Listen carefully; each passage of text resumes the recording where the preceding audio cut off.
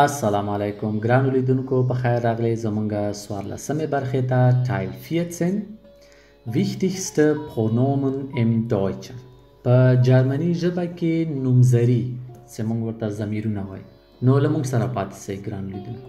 خوش آمدید دوستای عزیز به قسمت 14 برنامه ما. موضوع این برنامه ما ضمایر در زبان آلمانی است. تا آخر ویدیو همراه ما باشید. Wichtigste Pronomen im Deutschen sind folgendes: Personalpronomen, شخصی نومځري لکه zum Beispiel ich, er, sie. ضمایر شخصی مانند ich, er, sie. بله برخه چې کومه ده دوستانو هغه ده possessive pronomen ملکی نومځري لکه mein, deine. ضمایر ملکی مانند mein, deine.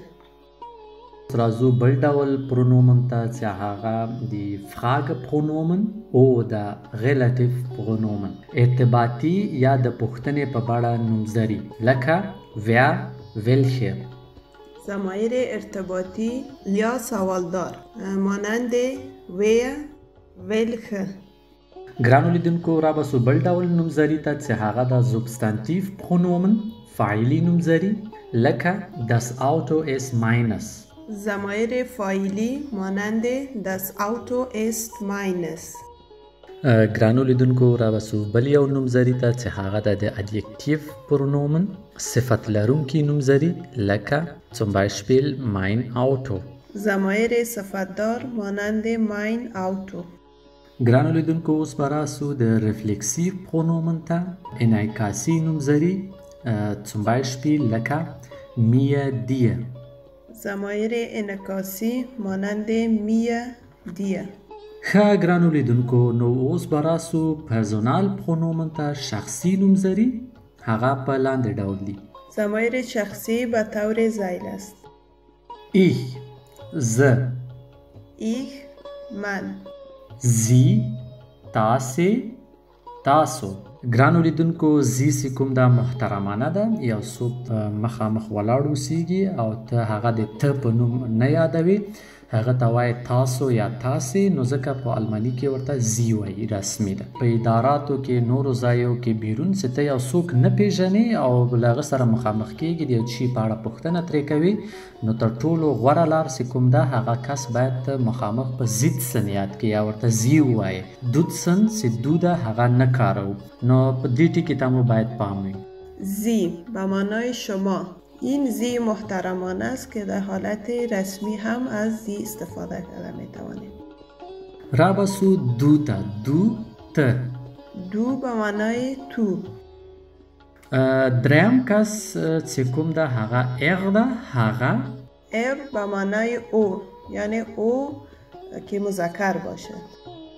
زی هغه مثلا یو ښځه ده دریم ګړی ده نو موږ هغه چې کله یادوو نوم یې نه اخلو نو ورته زی وایو. زی به معنای او که مؤنث باشد. راځو استا دا هم دا معنا ورکوي او په خنثی لپاره ده شیانو لپاره. اس به معنای او که خنثی باشد. ایه تاسې مخامخ کسان یو څخه زیات دي یعنی ډیر کسان ولاړ دي نو زه دوی ته ایه مونږ کاروو د پرسونال پرونومن یا د شخصي نومځري په حالت. ایه به معنای شما یعنی طرف مقابل ما که زیادتر از یک نفر باشد ایه استفاده می شود. ویه مونږه ټول ډلګۍ دا کوم کسان چې یاستو چې کله مونږ وایو مونږه نو په الماني کې ویه ویل کیږي. wir, ما. زی هغوی د یو څخه ډیر کسان دي نو په دې خاطر په جرمني کې دوی ته زی ویل کیږي خو دې ټکي ته مو پامي چې دا په وړو کې اس لیکل کیږي. تاسو څنګه باید پوه شئ چې دا جمله یوازې ده او که د ډیرو کسانو لپاره نو دا تاسو د فاعل هغه دنه وروسته چې کوم ورب راځي نو تاسو د هغه څخه معلومولی سئ چې دا د جمله د ډیرو کسانو په باره کې غږیږي که د یو کس د هغې په باره کې نو دې ټکي ته مو باید ډیر پام وي. زی به معنای آنها یعنی وقتی که زیادتر از یک نفر باشه اگه یک نفر باشه مذکر باشد ار گفته میتوانیم، اگه مؤنث باشه زی. اما اگه زیادتر از یک نفر باشد چی مرد و یا چی زن زی استفاده می شود. ګرانو لیدونکو اوس به راسو پوزیسیف پرونومن ته ملکي نومځري یعنې ضمیرونه چې په لاندې ډول دي. ضمایر ملکی به طور زیل می باشد. مای زما، از من، داین ستا، از تو، ایه ستاسو. از شما. ملګرو دغه ایه چې ده دا ماغه محترمانه ده چې یو څوک چې نه پیژنو او اداراتو کې او رسمي توګه باندې هم نو مونږه ایه وایو. زاین د از او یعنی که مذکر باشه. ایه د دې از او برای مؤنث می آید. زاین دا د خنثی لپاره. از او برای خنثی. ایه د دوی. ګرانو لیدونکو دلته ایه چې کوم ده دا په وړو کې ای لیکل سوی ده. ښځینه لپاره چې کوم و چې د دې ویل کې د هغه لپاره هم ایه راځي، خو دلته چې کوم ده د ډیرو کسانو لپاره ده. نو په دې کې توپیر چې کوم ده هغه فاعل د ده نه وروسته چې کوم ورب راځي هغه جمله ښکاره کوي چې دلته ډیر کسان په نظر کې نیول سوي دي یا د ډیرو کسانو هدف ده که د یوې کس یعنی د ښځینه لپاره.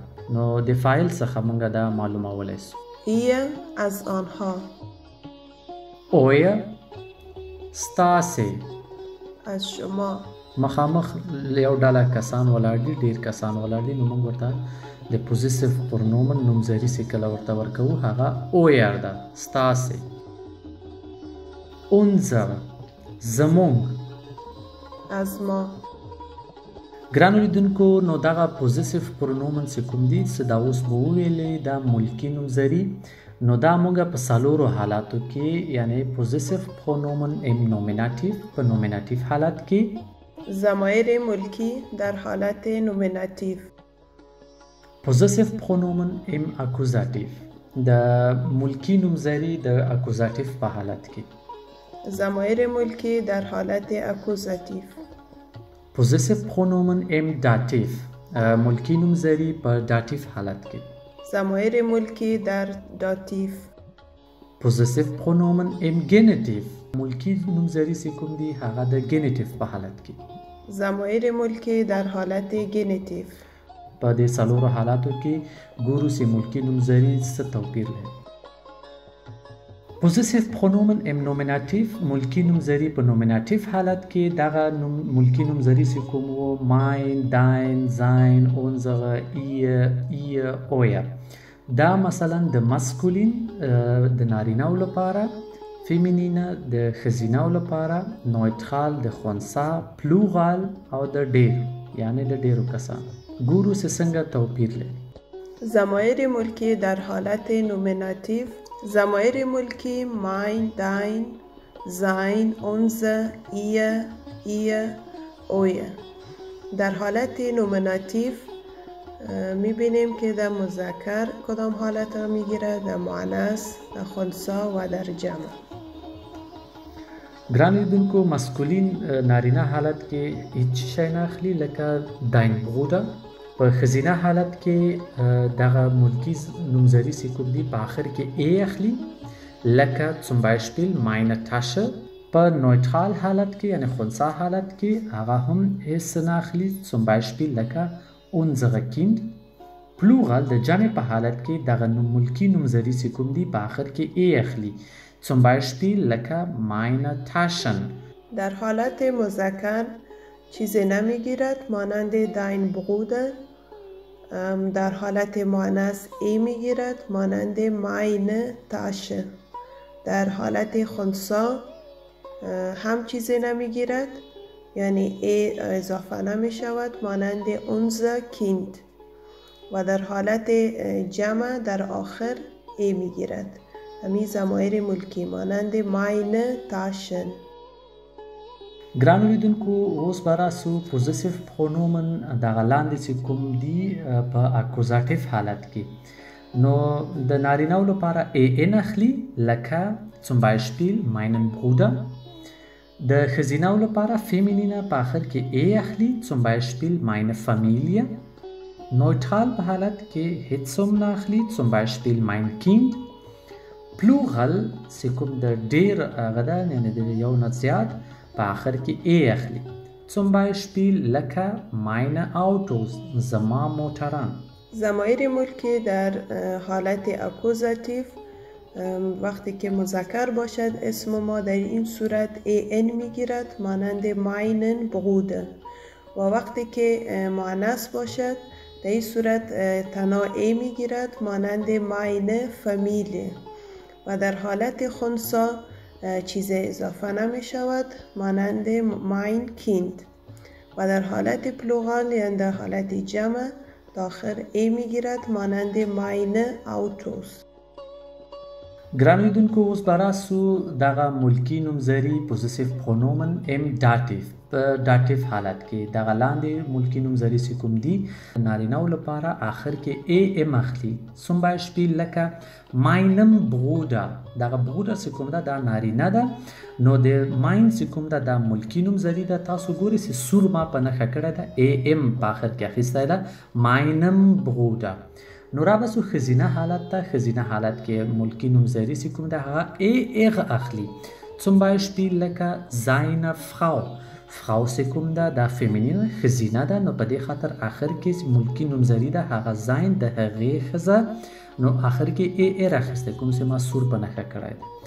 خنثی حالت نوټرال کې کوم چې ده هغه ای ام اخلي په آخر کې zum Beispiel لکه ihrem Kind د هغې ماشوم کیند چې کوم ده خنثی ده das Kind نو ای ام اخلي.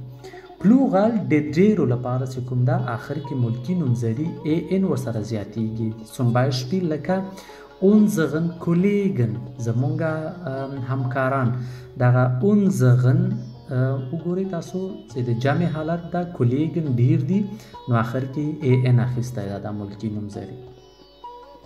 ضمایر ملکی در داتیف در حالت مذکر ای ام میگیرد مانند meinen Bruder و در حالت مؤنث ای ار میگیرد مانند seine Frau و در حالت خنثی ای ام میگیرد مانند مذکر ihrem Kind و در حالت جمع ای ان میگیرد مانند unseren Kollegen.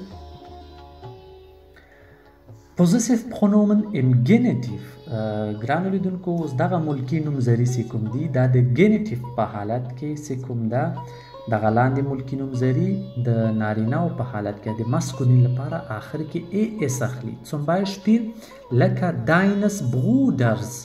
نو ګورئ دوستانو ملکي نومځري آخر کې ای اس اخیستلی ده د نارینه‌و لپاره او فیمینن د ښځینه‌و لپاره آخر کې هم ای اغ اخلي zum Beispiel لکه deine Schwester ستا خور نو آخر کې dein دغه dein ملکي نومځري ده نو ای هغې په دې خاطر اخیستی چې Schwester چې کوم ده هغه ښځینه ده deine Schwester. نوټرال خنثی حالت چې کوم ده هغه هم دغه ملکي نومځري په آخر کې ای اس ورسره زیاتیږي zum Beispiel eures Kindes ستاسو ماشوم. د ډیرو لپاره پلورال لپاره چې کوم ده هم موږ آخر کې ای اخ ورسره اضافه کوو د ملکي نومځري لپاره ihre Eltern دا مثلا ستاسو مور او پلار Eltern چې کوم دي دوه نفره دي یعنې له یو څخه زیات دي نو ځکه د ډیرو لپاره په آخر کې ای اغ اخلي. ضمایر ملکی در گینیتیو در حالت مذکر ای اس میگیرد مانند deines Bruders و در حالت مؤنث ای اغ میگیرد مانند deine Schwester و در حالت خنثی هم ای اس میگیرد مانند eures Kindes و در حالت جمع ای ار میگیرد مانند ihre Eltern. ګرانو دوستانو اوس به راسو فراګ پرونومن ته د پوښتنې نومځري نو هغه په لاندې ډول دي. ضمایر سوالدار به طور ذیل می باشد. wer څوک کی was څه شی was چی چیز welcher welche welches welche چې کوم دا د نارینه‌و لپاره ده کوم یو، د ښځینه‌و لپاره welche کومه یوه، welches د خنثی لپاره کوم یو. welcher به خاطر مذکر می آید مانند کدام یکی و با مؤنث welche یعنی کدام یکی و با خنثی اس می گیرد مانند welches یعنی کدام یکی. Was für ein څرنګه یو. was für ein چی رقم یک. relative pronomen. relative pronomen د اړیکو نومځري چې کوم دي هغه په لاندې ډول دي. ضمایر ارتباطی به طور زن می باشد. لومړی bestimmte Artikel مثلا هغه مشخص ارتیکلونه zum Beispiel لکه der sie das der د نارینه‌و لپاره die ښځینه‌و لپاره das د خنثی لپاره.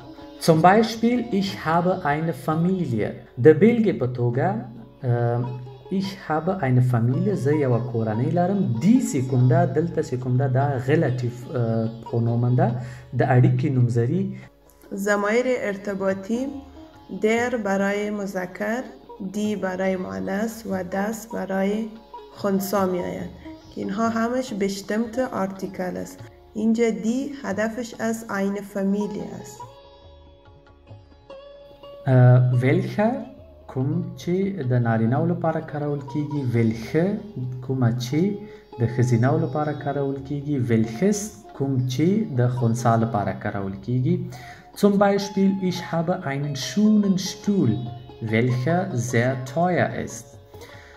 د بیلګې په توګه زه یوه ډیره ښکلې څوکۍ لرم کومه چې ډیره قیمته ده. نو دغه welcher د شټول لپاره کار ځکه چې د آرټیکل د شټول چې کوم ده ډیر ده نو welcher آخر کې اغلی دی. welcher به خاطر مذکر، welche برای مؤنث و welches برای خنثی مانند ich habe einen schönen Stuhl welcher sehr teuer ist کدام یکی بسیار قیمت است یعنی هدفش از چوکی است. wer zog was څه شی. zum Beispiel د بیلګې په توګه wer nicht mitkommt werde ich traurig. څوک چې له ما سره را نسی نو زه به خفه شم. نو وګورئ دوستانو wer راغلی ده نو دا هم د اړیکو نومځري ده یعنی relative pronomen ده. نو د سره باید یو بله مکمله جمله یو ځای سي. یوازې هیڅ کومه معنا نه ورکوي. wer nicht mitkommt که څوک له ما سره نه راځي نو دا بله جمله چې ده دا پوره جمله ده دا ورسره یو ځای کیږي werde ich traurig نو زه به خفه شم. wer به معنای کی. was چی چیز. wer nicht mitkommt werde ich traurig. رابسو ریفلکسیو پرونومن ته انعکاسي نومځري یا ضمیرونه هغه په لاندې ډول دي. ضمایر انعکاسی به طور زیل است. دغه انعکاسي نومځري یا ضمیرونه ریفلکسیو پرونومن په اکوزاتیو کې په کوم ډول دي او په داتیو کې په کوم ډول دي. نو تاسو ګورئ چې ich du er sie es wir ihr sie sie دا هغه پرسونال پرونومن دي. نو اوس راځو د ich لپاره mich، د du لپاره dich، د er sie es لپاره sich، wir لپاره uns، ihr لپاره euch او د sie sie لپاره sich ده. ضمایر انعکاسی. ضمایر انعکاسی در اکوزاتیو برای ich mich، du dich، er sie es sich، wir uns، ihr euch و برای sie sich می آید. په داتیو حالت کې دغه انعکاسي نومځري ضمیرونه چې کوم دي د ich لپاره mir، du لپاره dir، er sie es لپاره sich، wir لپاره uns، ihr لپاره euch، sie sie لپاره sich دي. ضمایر انعکاسی در حالت داتیو برای ich mir، du dir، er sie es sich، wir در حالت داتیو uns، ihr euch و sie sie sich می شود. ګرانو لیدونکو کیدای شي یو شي ته مو پام سوی اوسیږي هغه چې ده د SZS ویا ای زی زی دا هم په اکوزاتیو او هم په داتیو حالت کې چې کوم ده دواړه یو شان دي. دلته تاسو کتلی سئ مثلا sich uns euch sich. ګرانو دوستانو خدای وکړي چې زموږ ویډیو مو خوښه شوې وي او له نورو دوستانو سره یې شریکول مه هیروئ. تر بلې ویدیو پورې مو په لوی الله سپارم. د خدای پامان. خب دوستای عزیز این بود برنامه امروزی ما. تا ویدیوی بعد خداحافظ.